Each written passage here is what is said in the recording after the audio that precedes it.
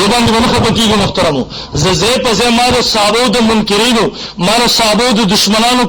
کله تعقب وکړو. ما وی کړه صحابه دشمن امین الله کو نړی دی بیا دا غي تعقب زما پرز دی. امین الله خپل کتاب الدین الخالص کې ولیکل ام المؤمنین عائشہ صدیقہ رضی الله عنها به وقوفه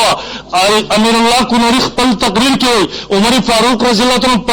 50 فتوی د صحیح حدیثونو خلاف ورکړي. امین الله را پاسرو صحابه ته جاهلان ویلا صحابه ته بیوقوفان ویلا صحابه ته زنګلیان ویلا. ما زما جنگ د صحابه د دفاع ده کوم مودودی را پاسرو مودودی د صحابه په ذات باندې گزار وکړو. مودودی په خپل تفسیر تفهیم القرآن کم مارکیټ کې دستیاب ایډیشن ده مارکیټ کې کم تفسیر ملاویږي. تفهیم القرآن جلد نمبر 1 صفحه 288 288 کې ولیکل ول د احد په جنگ کې چې صحابه ته کم شکست شو د دې اصل وجه دا و نعوذ بالله چې په صحابه کې سودخوري راغلي او صحابه سودخور ګرځېدل نعوذ بالله.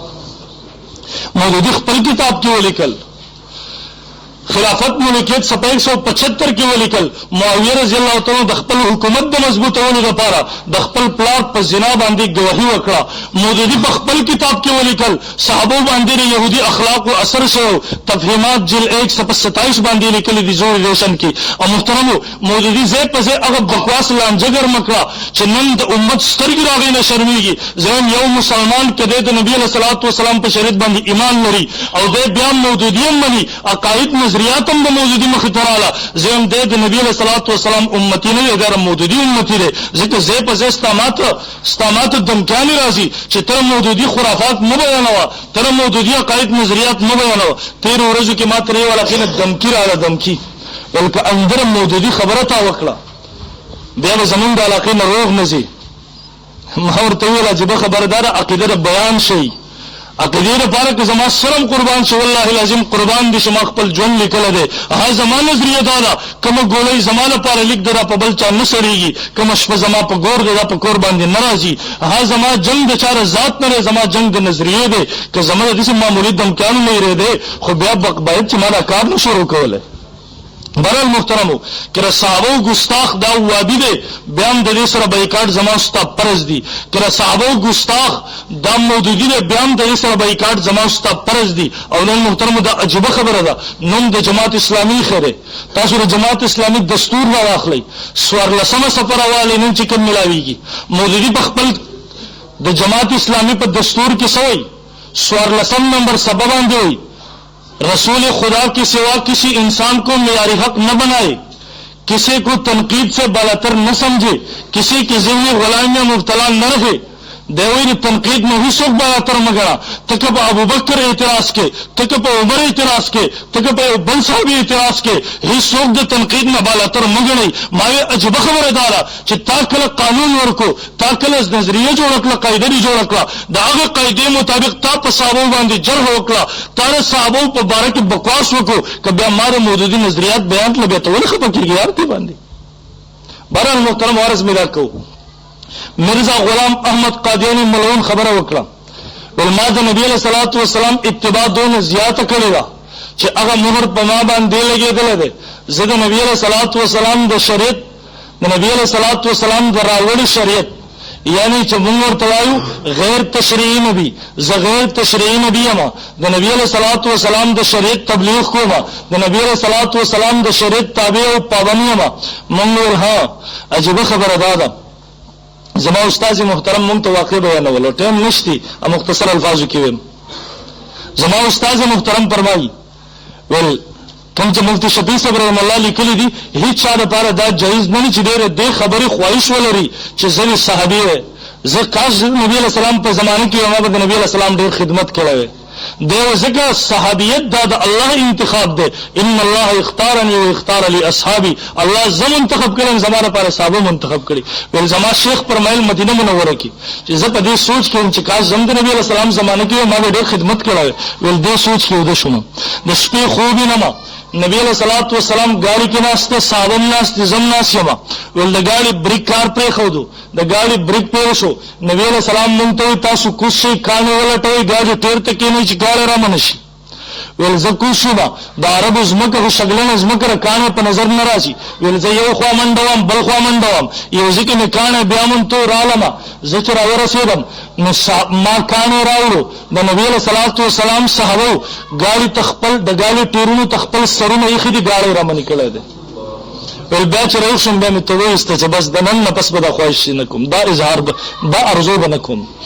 بر محترمو مرزا غلام احمد قادیانی دا خبره وکړه موږ ورته ستاسو دغه تفسیر چې کوم تاو کو دا د نبی له صلوات و سلام نه نقل دی ولنا موږ د نبی له سلام د شاګردانو صحابه نه نقل دی چا صحابه بیان کړی دی ولنا موږ صحابه د شاګرد امام اعظم ابو حنیفه مولا نه نقل دی نه د امام اعظم د شاګرد امام مالک نه نقل دی نه د امام مالک د شاګرد امام شافعی نه نقل دی نه د امام شافعی د شاګرد امام احمد بن حنبل رحم الله نه نقل دی نه زمون د سلفو نه نقل دی نه موږ ورته چې کله د خاتم النبیین دغه تفسیر د نبی علیہ الصلوۃ والسلام دغه صحابه دغه د شاګردانو نه نقل او به تبیانه به دا باطل او مردود دی په دې سره ته کافر ګرځيږي دوی نبی علیہ الصلوۃ والسلام څه تفسیر کړی دی ماوی نبی علیہ الصلوۃ والسلام د خاتم النبیین په خپل کړی دی د خاتم النبیین تفسیر کې نبی علیہ الصلوۃ والسلام فرمایي انا خاتم النبیین لا نبی بعدی وګد حدیث ته وجد حدیث ته حضرت ثوبان رضی اللہ عنہ روایت نقل کی ابو داؤد شریف جلد نمبر 2 صفحہ 595 پنځکم سلور سو باندې حدیث نقل کی حضرت ثوبان رضی اللہ عنہ فرمای انه سيكون في امتي 30 كذابون نبی علیہ الصلوۃ والسلام فرمای ذره جما په امت کې بدیر دروغجن راشي چې دن كلهم يزعم انه نبي هر یو بدا دا ولري چې نبی ما او نبی علیہ السلام فرمای خبردار زما د امت د قیامت پورې راتلونکو خلکو زما د امت راتلونکو قیامت پورې مسلمانانو زما د ارشاد یاد وساتئ زما د ارشاد ذهن کې کېږي د خپل ایمان جوړ کړئ د خپل عقیده او نظریه جوړ کړئ انا خاتم النبیین لا نبی بعدی ز اخری نبی ما خبردار ګل زمانه رستبل یو نبی نشتی یو سره راضی د دعوت نبوت کوي د دجال دی د کذاب دی د دجل نه کار اخلي منوی نبی علیہ السلام یو دویم روایت کې نبی علیہ الصلوۃ والسلام په خپل تفسیر کوي ان العاقب نبی علیہ السلام فرمایي ز عاقب یما د خاتم النبیین تفسیر کوي والعاقب الذي ليس بعده النبي عاقب هغه کسته چې راغن رست بل نبی نه امام ترمذی رحم الله ترمذی شریف جلد 100 باندې حدیث نقل کړي درنګ محترم صحابه نن دغه تفسیر نقل لي مې زبر تفصیل سره بیانو کولن وخت نشته ان شاء الله یاران زنده صحبت باقی بل مو کې باندې اور لغات والا تفسیر مراد ارستره محترمو دا ټول یو طرف تکا اگر تفاسیر د قران مجید چې صحابه کړي دي تابعینو کړي دي باغوی شاګردانو کړي دي لغات والا کړي دي د عربو لغات څومره کتابونه دي دغه په حواله سره مونږ د قادیانی دغه تفسیر د دین خلاف دی دویم د خاتم معنا مهر راځي د مهر معنا دی په سمو قران مجید کې وځي د لفظ د ختم راځي ختم الله علی قلوبهم زه په زبان دی راځي ختم چې څومره زګونو کې راغله ده په هغه ټول زګونو کې دغه قدر مشترک ده چې ختم په معنا د بندیز سره په معنا د بندش سره راځي یعنی په یو سیس باندې مهر ولګي د بندیز وشي بند وشي مطلب دا نه د بهر نه سدن راوست نه د دن نه بهر تر وته شي نه د بهر نه دن داخله دی شي د نبی رسول الله د خاتم النبیین مطلب دا دی چې نبی علیہ الصلوۃ والسلام اخری نبی دی نبی علیہ السلام مهر دی د انبیانو د سلسله لپاره د انبیانو د سلسله نه یو فرد بهر تر وستل دام کو پر دی د بهر نه کس په دغه سلسله کې داخله ول دام کو پر دی اهم محترم او زمون د علماء امت په صلی الله علیه هغه تفسیر وخت نشته اذانونو شروع شو ختمون خو زمون د علماء امت په سلدارا مولا لقاری رحمه شرف کا اکبر کی لکھی وداو النبوت بعد نبینا صلی اللہ علیہ وسلم زمون د نبی علیہ الصلوۃ والسلام نرستر قسم نبوت دعوه کول کفر باجماع المسلمین دا کفر دے په اجماع د مسلمانانو باندې بلکې که تاسو نظر وکړئ د ټولو اولنی اجماع شوی د صحابه د ټولو اولنی اجماع شوی د صحابه د نبی علیہ السلام په ختم نبوت باندې د ټولو اولنی اجماع شوی د په دې خبره باندې چې څوک د نبوت دعوه کوي د نبی علیہ الصلوۃ والسلام نرستا دا سړی کافر دی په د باندې ایمان لرونکي رد منونکي کافر دی دا سړی واجب القتل دی او د نبی علیہ الصلوۃ والسلام د وفات نرستا دنیا نه د تشریف وړو نه وروسته د ابوبکر صدیق رضی الله تعالی په خلافت کې اولنۍ اجماع شوې ده د مسلمه کذاب چې د نبوت دعوی کړی و. امام طبرانی رحمه الله فرمایي د منظم کو د اذان وایو په خپل اذان کې بر اشهد ان محمد رسول الله چرم لګولا د قبله ته مخ کو د حجم کو د زکات ور کو د ټول احکامات منل نبی علیہ الصلوۃ والسلام رسول او نبی منو هذا خاتم النبیین منکو چې زم نبی نبی علیہ السلام خاتم النبیین نه ده. هغه تعویل کوم چې مرزا غلام احمد قادیانی ملعون کړی ابو بکر صدیق رضی الله عنه تمام صحابه را جمع کړ او د دې سره د جنگي یمامه په نوم یو لوی جنگ وشو په دغه منونکو سره د امت سره یو لوی جنگ وشو. په دغه جنگ کې 1200 صحابه شهیدان شو تر دې پورې 900 صحابه چې هغه قرآن قاریان دي هغه بدریان دي هغه احد جنگ کې شامل دي هغه صحابه پکې شهیدان شو. امت ته دا خبره کارکړه چې د نبی صلی الله علیه وسلم د نوستا کوم سره د نبوت دعوه ولري څوک په دې باندې ایمان راوړي د نبوت دعوه کوم کم کافر دی په دې باندې ایمان لرونکي هم کافر دي. بلکې قاضي اعظم رحمه الله په شفا کې لیکي و یو سړی چې د دې کس چې دعوه د نبوت یې کړې ده یا په دې باندې ایمان لري د په کفر کې شک کوي دا سلام کافر دی. برال محترمو ما زبر قادیانی تاریخ هم بیانوم تفصیل سره به څو خبرې کوم خو افسوس ټیم ډېر مختصر او هغه کې ټیم ختم شو دونه مختصر وم. ختم نبوت زمون د ایمان سره تعلق ساتي کوم سره چې قادیانی دی یا د قادیانیانو سره د څه قسمه تعلق دی د دې سره بایکاټ کول د دې سره قطع تعلق کول تعلق هر قسمه تعلق ختمول دا زمون د ایمان حصہ ده. زموږ کې ډاکټر فخری عالم صاحب تاسو کارونه لګي تاسو افغان کالونی کې دلته یو ملعون منحوس موجود دی هسپتال جوړ کړی دی هغه کې یو زنانه ډاکټر موجود ده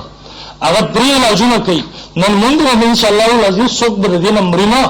که تخامخه ډاکټري صاحب لور نه رلي هغه نه مفت علاج ونه شو الته هغه قادیانیت دعوت چلی ځم تاسو افغان کالونی د مسلمانانو دا پرز دي چې په هر طریقې سره د دې روکتام وشي. ما ډاکټر صاحب ته سو کالون لګي ما ورته په دغه چو کې جلسو کې د ختم نبوت باندې قاری صاحب تورابی صاحب دامن برکات عمر هغه تم زمون د جلسې کې خاص کوم د خبرې چې په دغه پځي باندې یو کانفرنس کې د تفسیری کانفرنس کې دی د افغان کالونی مسلمانان د خبرې نه خبردار کړي چې دلته کوم ملعون او منحوس شيږي دا د نبی صلی الله علیه وسلم په عزت باندې حمله کوي دا د نبی صلی الله علیه وسلم ناموس لوټ کوي دا د نبی صلی الله علیه وسلم لوی دشمن د افغان کالونی کې موجود دی. مفتی محمود رحم الله مفکر اسلام مفتی محمود رحم الله فرمایي وزید سیاست میدان ترالم امنه شو مسملې ترالم ولډ سخت خپوم انتهایی به خپوم ما چې دامي څوک مدرسې کې ناسم قال الله قال الرسول به ویلا دل ترالم زم پلان کې زنده‌باد پلان کې مرده‌باد دامي څه وکړه. مفتی محمود رحم الله انتهایی به خپوم په کومه ورځ باندې چې پاکستان د عین نمون کا قادیانی کافر اقلیت منظور کو ول په دغه شپه باندې نبی رسول الله په خوب کې راغی ما ته مفتی محمودا قاسم العلوم مدرسه کې ناس وي قال الله قال الرسول دی طالبان د مخ تناسو خو زما د عزت او د ناموس جنگ نه راو زما د عزت دفاع نه کول نن چې سملې تراله تا زما د عزت او د ناموس جنگ دلته وکړو نو دا زما استاد نبی د عزت او د ناموس جنگ کوو ان شاء الله زه په زه د ختم نبوت عقیده او نظریه به عام کو او ان شاء الله اغلیه جلسه په دغه ځبان د کو دنیا ته بره خبره ښکار کو بلکې موږ د حکومت نو تذکرہ واستر غواړو چې دغه قسمه عناصر د پاکستان د عین مطابق د پاکستان د قانون مطابق تاسو کاروایی او کې ختم کړئ دي ځنه الله رب العزت کرام توفیق امين. زه یو خبر کوم مولانا شیخ صدی فتنه حکومت